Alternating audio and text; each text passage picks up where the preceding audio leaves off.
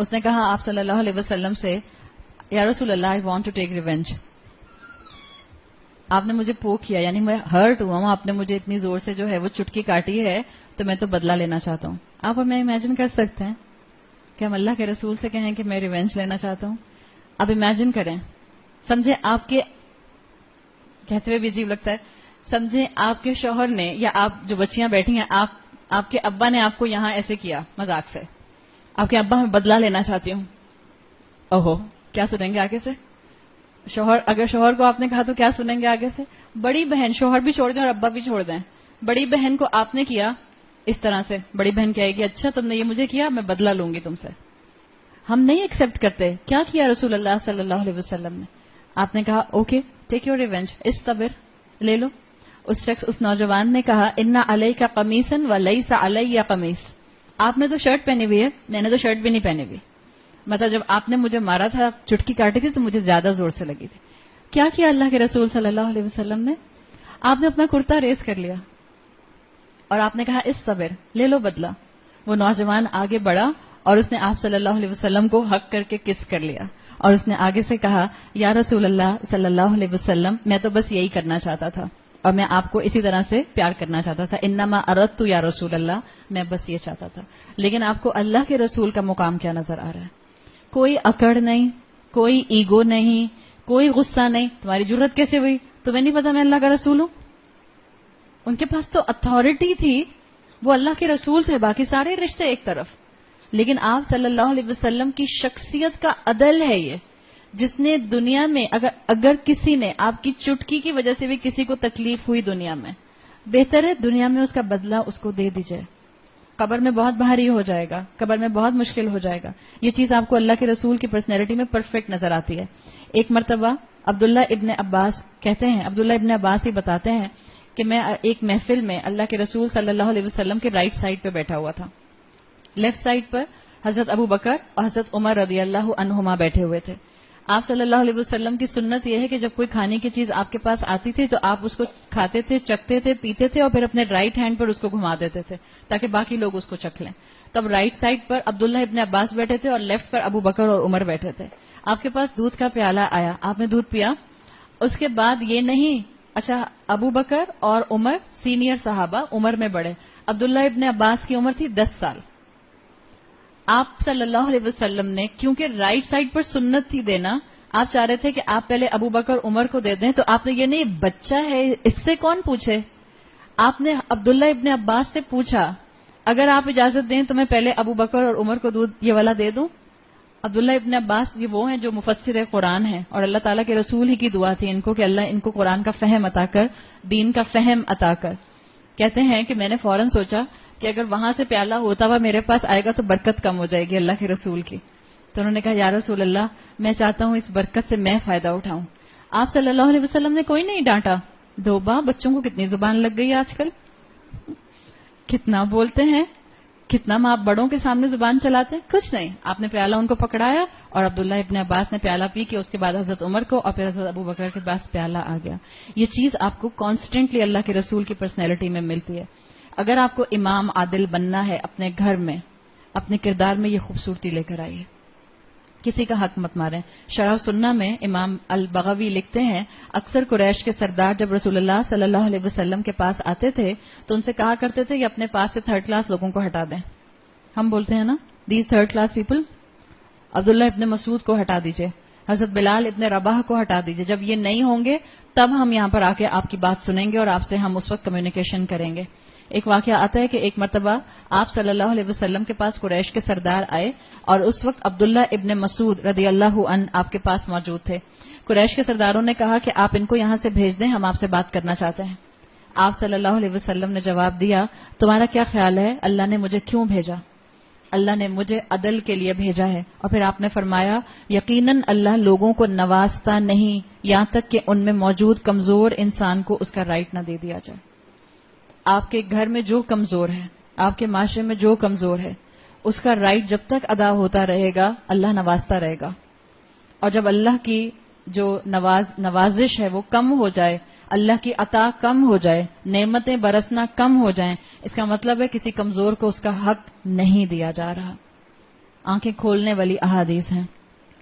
اسی طرح سے معلوم آپ کو ہوتا ہے کہ آپ صلی اللہ علیہ وسلم کی پرسنالٹی میں یہ عدل کی کیفیت شروع سے تھی. حلف الفضول آپ لوگ جانتے ہیں, جو نبوت سے بھی پہلے ایک پیکٹ ہوا تھا, لیگ آف دا پیکٹ ہوا تھا قریش کے قبائل میں. آپ صلی اللہ علیہ وسلم واز دا ینگسٹ جس میں آپ کو شامل کیا گیا تھا, اس لیے کہ آپ معاشرے میں کانسٹنٹ عدل قائم کرنے والے تھے. اسی طرح ایک مرتبہ واقعہ آتا ہے حضرت عثمان رضی اللہ عنہ کا. حضرت عثمان رضی اللہ عنہ 85 ایئرس کے تھے, خلیفہ تھے, کہ انہوں نے کسی بچے کا پیار میں کان مروڑا. کان بچوں کا آپ مروڑتے ہیں جیسے ہم بچوں کی گالیں پکڑ کے چیک پکڑ کے ٹویسٹ کر دیتے ہیں. کسی لڑکے کا انہوں نے کان ایسے ہی ٹویسٹ کیا. اس پر لڑکے نے ان سے کہا کہ یہ آپ نے مجھے ہرٹ کیا ہے بہت زیادہ. بس لڑکے نے صرف اتنا بولا بچے نے. اب امیجن کریں یہ 10 سال کا بچہ تھا. حضرت عثمان رضی اللہ عنہ ایک بزرگ انسان تھے, 85 ایئر اولڈ. جب اس بچے نے یہ کہا کہ آپ نے مجھے ہرٹ کیا ہے تو فوراً حضرت عثمان نے کہا کہ اچھا تم بدلہ لے لو. اس نے کہا نہیں امیر المومنین, میں آپ سے بدلہ لینے کے لیے نہیں کہہ رہا, بس میں بتا رہا تھا مجھے ہرٹ ہوا. حضرت عثمان رضی اللہ عنہ نے انسسٹ کیا کہ نہیں تم میرا کان اسی طرح سے ٹویسٹ کرو. اس بچے نے جب کان ٹویسٹ کیا تو حضرت عثمان نے کہا پنچ ہارڈر فإن قصاص الدنیا اہون من قصاص الآخرہ.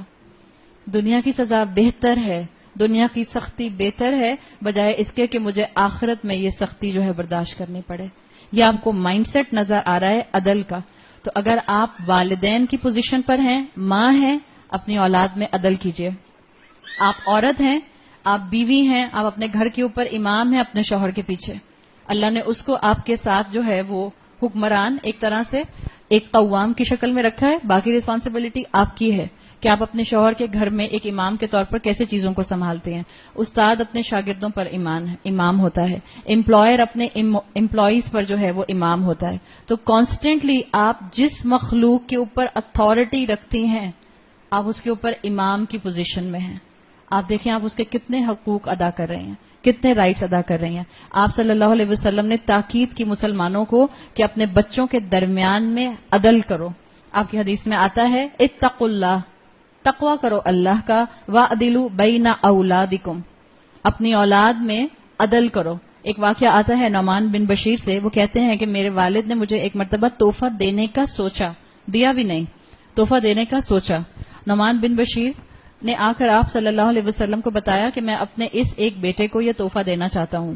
آپ صلی اللہ علیہ وسلم نے پوچھا کہ کیا تم نے اپنے باقی بیٹوں کو بھی, باقی اولاد کو بھی یہی تحفہ دینے کا فیصلہ کیا ہے؟ انہوں نے کہا نہیں. آپ صلی اللہ علیہ وسلم نے فرمایا لا اشہد علی الزور, میں اس فالس ہڈ پر تمہارا گواہ نہیں بن سکتا. آپ اٹھے اور وہاں سے چلے گئے. یعنی ہم میں سے جتنے بھی والدین ہیں, آپ صلی اللہ علیہ وسلم نے والد کو یہ بات مینشن کر دی کہ یہ ظلم ہے کہ تم ایک مہنگا تحفہ اپنے ایک بیٹے یا ایک بیٹی کو دے دو اور باقیوں کو مت دو. اگر آپ سے یہ زیادتی ہوتی ہے یا ہوئی ہے تو پلیز اس کو کمپنسیٹ کیجیے. اور اگر آپ کے والدین سے ہوئی ہے اور آپ اس پوزیشن میں ہیں کہ آپ کو زیادہ ملا اور آپ کے باقی بہن بھائیوں کو نہیں ملا, دل بڑا کیجیے, اعلیٰ ظرفی دکھائیے اور اپنی اس چیز کو سب بہن بھائیوں میں ڈیوائڈ کر لیجیے. یہ عاجزی ہے, یہ انسان کے اندر جھکاؤ لے کر آتی ہے. جس درخت پر جتنا پھل ہوتا ہے وہ اتنا جھکا ہوتا ہے. جس دل میں جتنا تقوی ہوتا ہے وہ لوگوں کے سامنے گیونگ کیپیسٹی میں ہوتا ہے. اس کا دینے والا ہاتھ ہوتا ہے, لینے والا ہاتھ نہیں ہوتا.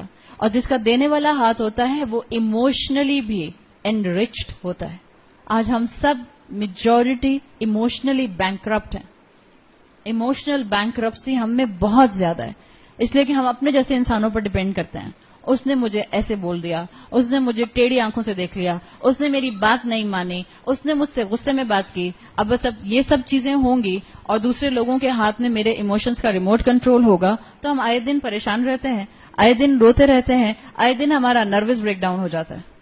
اور کسی ایک کے ساتھ بھی ہماری یہ سچویشن آتی ہے تو ہم اگلے 4 دن تک کام کرنے کے قابل نہیں رہتے. ہم کہتے ہیں بس مجھ سے بات نہ کرے کوئی بھی, میں خود ہی ٹھیک ہو جاؤں گی. جب اولاد کی بات ماں باپ نہیں مانتے, اولاد کا بھی اتنا بڑا منہ بن جاتا ہے. کتنا بڑا؟ ابھی دوسرے ہاتھ میں مائک ہے ورنہ بہت بڑا بنا کر دکھاتی. اور پھر اماں پوچھتی رہے بیٹا کیا ہو گیا؟ کچھ نہیں, خود ہی ٹھیک ہو جاؤں گی, چھوڑ دیں, خود ہی ٹھیک ہو جاؤں گی. یہ مت کیجیے. اللہ نے آپ کو ایک بڑے مقصد سے پیدا کیا ہے. اپنے اندر عاجزی لے کر آئیے, جھکاؤ لے کر آئیے اور دینے والی پوزیشن میں آ جائیں. آپ صلی اللہ علیہ وسلم نے اس چیز کو بھی ظلم قرار دیا ہے احادیث میں کہ آپ اپنے بیٹوں کو اپنی بیٹیوں پر پریفرنس دیں. اللہ نے آپ کو اولاد دی, آپ کا بیٹا اور آپ کی بیٹی آپ کے لیے برابر ہے. جہاں اللہ نے حصے الگ رکھے ہیں وراثت کے معاملے میں وہاں کوئی نہیں آبجیکشن کر رہا, لیکن اپنے روزمرہ کے معاملات میں, اپنے روزمرہ کی ڈیلنگ میں اپنے بیٹوں کو اپنی بیٹیوں کے اوپر پریفرنس دیں گے, it's a form of transgression. اسلام اس کی اجازت نہیں دیتا. آپ صلی اللہ علیہ وسلم تو وہ دین دے کے گئے ہیں جہاں جانوروں تک کے حقوق ہیں. جانور کے ساتھ بھی ظلم نہیں ہو سکتا, اس لیے کہ آپ کو انصاف کرنا ہے. یہ وہ دین ہے جس میں ایک عورت جہنم میں چلی گئی اس لیے کہ اس نے بلی کو قید کر کے بھوکا مار دیا. یہ وہ دین ہے جہاں ایک آدمی جنت میں چلا گیا اس لیے کہ اس نے بھوکے پیاسے کتے کو پانی پلا دیا. تو یہاں تو عدل کانسٹنٹ ہے, ہر سٹیپ کے اوپر ہے. صرف آپ کو اور مجھے با عمل مسلمان بننے کی ضرورت ہے.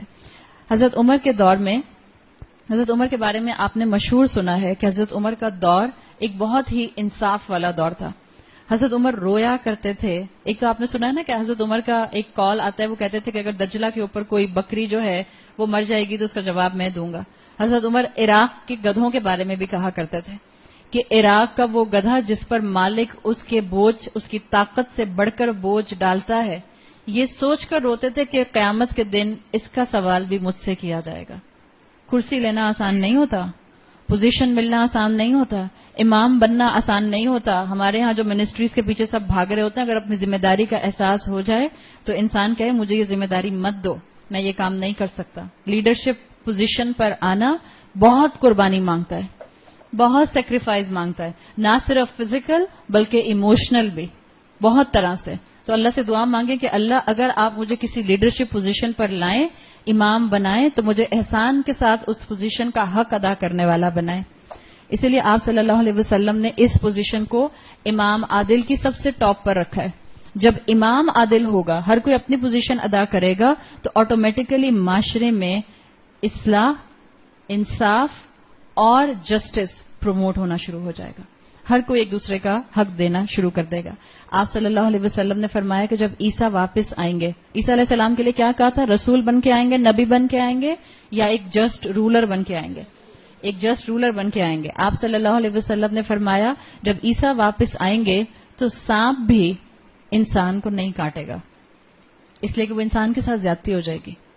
آپ نے فرمایا وولف جو بھیڑے ہیں ان کو نہیں کھائے گا, اس لیے کہ انصاف ہوگا. جب عادل حکمران ہوتا ہے, it filters down the whole impact across the cross section of the society. یہ مثال ہے آپ صلی اللہ علیہ وسلم کی, اور یہ مثال اس لیے دی تاکہ آج جو حکمران بنے, آج جو پوزیشن پر آئے, آج جو اتھارٹی پر آئے, وہ اپنی ذمہ داری کو محسوس کرے. آپ میں سے جو اپنے گھر کا بڑا ہے, بڑی بہن, بڑی بہو, بڑی بیوی, جو بڑا ہے, بڑے خواتین سے ناراض ہو جاتی ہیں, کہتی ہیں آپ ایک تو ریکارڈنگ میں ایسی بات بولتی ہیں, کبھی ہمارے شوہر اور بچے سن رہے ہوتے ہیں, بیٹے سن رہے ہوتے ہیں, وہ کہتے ہیں دیکھا بڑی بیوی, چلو تمہیں بڑی بیوی بنا دیتے ہیں. اللہ تعالیٰ ہم اگر مردوں میں عدل کی کیپیسٹی ہو تو یقین جانیں یہ چیز مشکل نہیں ہے. ہمارے مردوں سے تو ایک بیوی نہیں سنبھالی جاتی ہے, ایک کے ساتھ عدل نہیں ہوتا, دو میں عدل کیسے کریں گے؟ بیچارے خود جو ہیں وہ کولو کا بیل بن جائیں گے اور ان کو سمجھ نہیں آئے گی کہ صبح شام کیسے گزاریں. بات اتنی سی ہے کہ آپ صلی اللہ علیہ وسلم نے عیسیٰ علیہ السلام کے دور کو اس وقت 1450 سال پہلے اس لیے بتایا تاکہ یہ بتا دیا جائے کہ یہ ایک ٹاپ پوزیشن کی رسپانسبلٹی ہوتی ہے. اگر ٹاپ پوزیشن صحیح ہوتی ہے تو آٹومیٹیکلی معاشرے کے اندر اصلاح ہونی شروع ہو جاتی ہے. عدی ابن حاتم کہتے ہیں رسول اللہ صلی اللہ علیہ وسلم نے کہا کہ یہ وہ وقت ہوگا, یعنی جب عیسیٰ علیہ السلام آئیں گے, کہ ایک عورت عراق سے جائے گی تنہا اپنے اونٹ پر, اور یمن سے عراق کے اس حصے میں سفر کرے گی, اور اس کو اللہ کے علاوہ کسی چیز کا خوف نہیں ہوگا. عدی بن حاتم کہتے ہیں کہ میں نے اللہ کے رسول سے پوچھا کیا اس کو جانوروں اور ڈاکوؤں کا خوف بھی نہیں ہوگا؟ آپ صلی اللہ علیہ وسلم نے کہا نہیں, اس لیے کہ حکمران عادل ہوں تو انسان نیچے کی تمام مخلوقات کو انصاف کرتا ہوا پاتا ہے. اور اسی طرح سے آپ صلی اللہ علیہ وسلم نے کہا کہ میں یہ وقت عمر بن عبد العزیز کے دور میں دیکھتا ہوں. عمر بن عبد العزیز گریٹ گرینڈ سن آف عمر بن خطاب رضی اللہ عنہ, اور عمر بن عبد العزیز کے دور میں یہ لوگوں نے ایکسپیرینس کیا مالک بن دینار کہتے ہیں کہ جب وہ خلیفہ بنے تو اتنا عدل تھا کہ چرواہے بے فکر ہوتے تھے کہ بھیڑیا آ کے ہماری شیپ کو نہیں کھائے گا.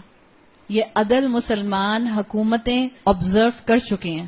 مسلمان امت نے اس عدل کو آبزرو کیا ہے، اس لیے کہ امام عادل ہو تو آٹومیٹیکلی ہر چیز پراپرلی فکسڈ ہو جاتی ہے.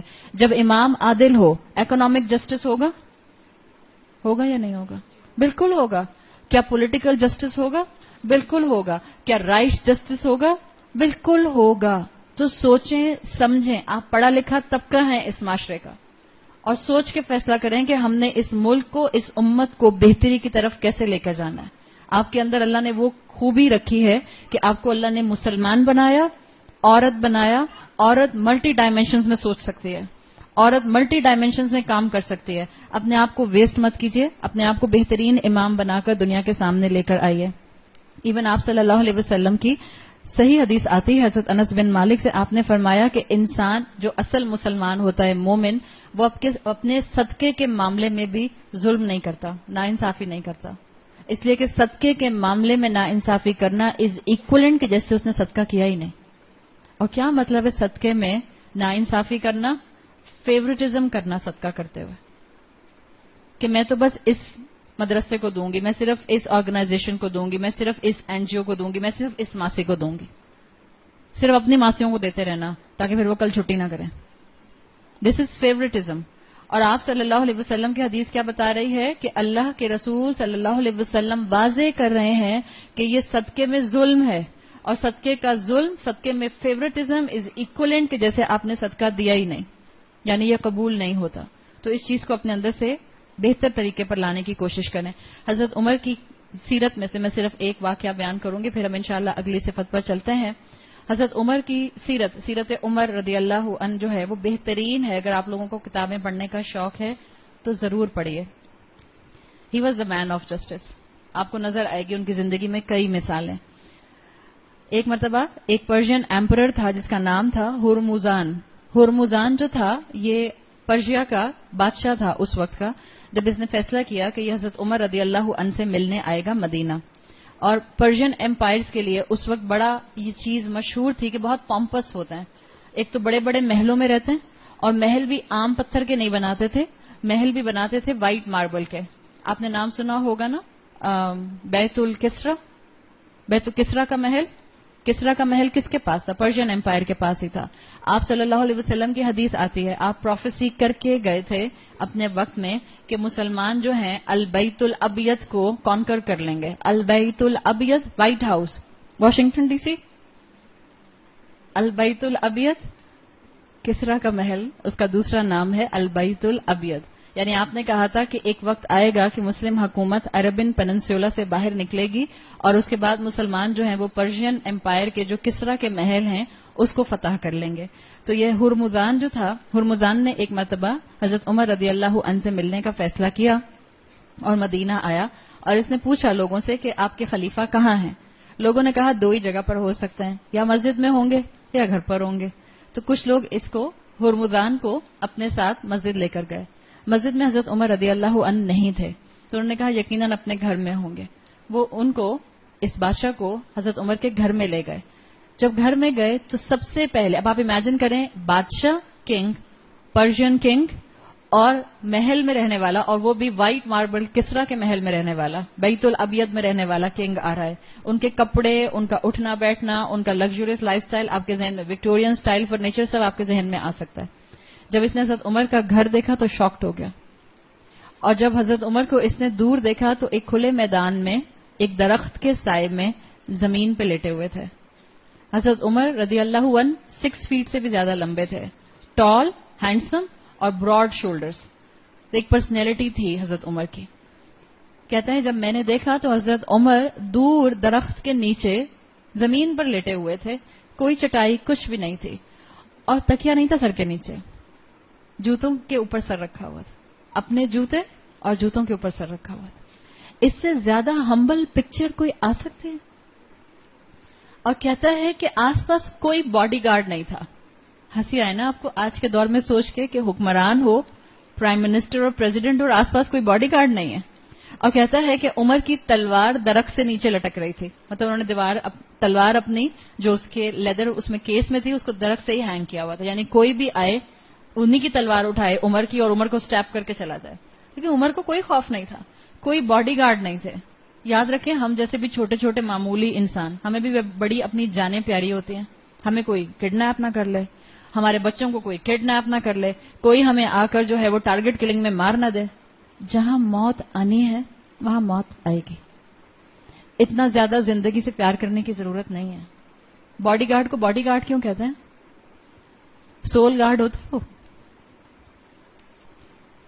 باڈی گارڈ صرف آپ کے اس گوشت پوست کے جسم کو بچا سکتا ہے, لیکن اگر ملک الموت آ گیا کہیں پہ تب باڈی گارڈ کا فائدہ ہوگا؟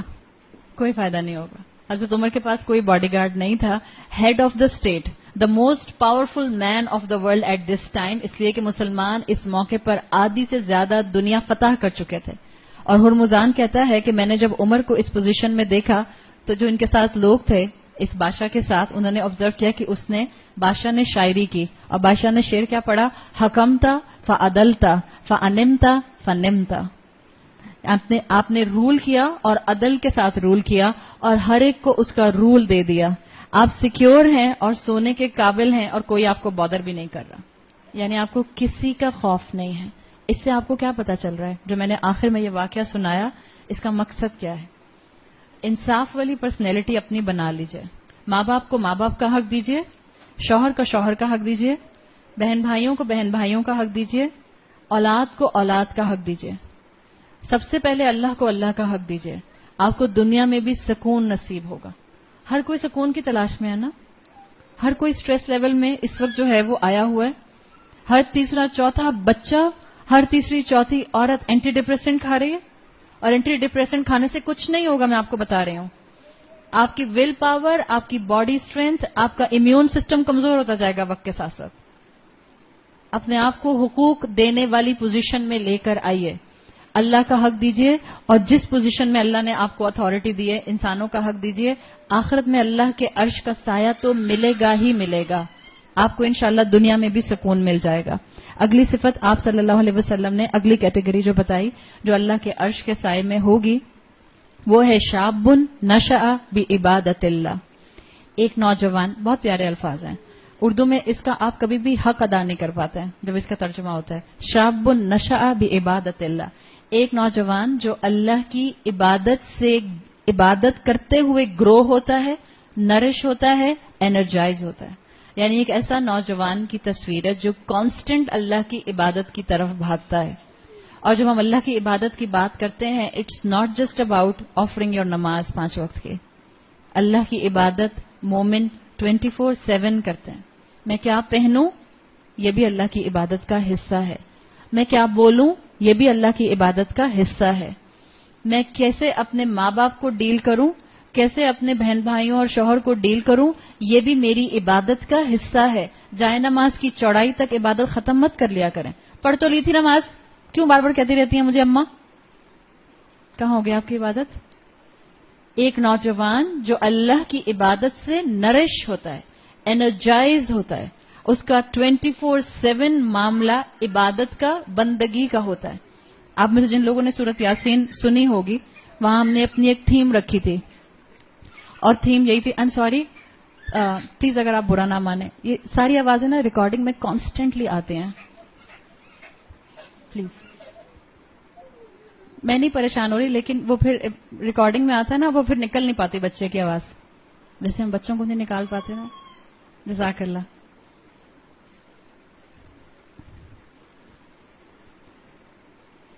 اب تو میں بھی ڈسٹریکٹ ہو گیا. اعوذ باللہ من الشیطان الرجیم. عبادت انسان کانسٹنٹ کرتا ہے, 24/7 کرتا ہے. تو جو تھیم ہم نے رکھی تھی وہ رکھی تھی کہ آپ اور میں الحمدللہ روزے رکھتے ہیں, نماز پڑھتے ہیں.